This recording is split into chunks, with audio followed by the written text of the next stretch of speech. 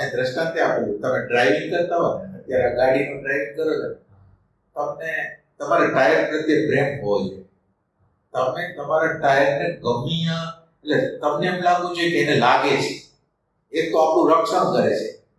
હવે એ ટાયરને ગમે એમાં ખાડામાં ખોબડામાં ગમે એમાં નાખી દે એટલે આપણે ઇન્સેન્સિટિવ છે.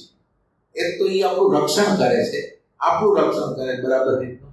અને એ ટાયરને બિચારાને તમે સેન્સિટિવ નથી કે એ ટાયર ગમે તમે નાખી દો તો એ ઇન્સેન્સિટિવિટી કહેવાય. એટલે આ બધી એટલે જળ વસ્તુને જ્યારે તમે જીવંત માનો ને ત્યારે તો સાધના. આપણને તો એમ લાગે કે આ જળ વસ્તુ છે. એમ કહે છે કે આ પંખો હોત થાકી જાય છે, પંખાને હોત થાક લાગે છે, અમુક સમયે સતત રીતે ફરતો રહીએ તો એને થાક લાગે. જીવન છે.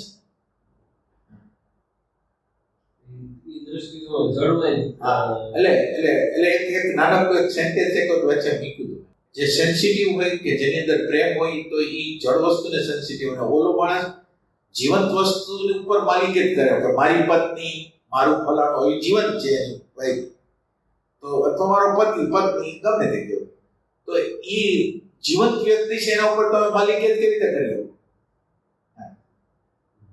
એને જળ ગણી દીધું. હા, જીવંતને જળ માની.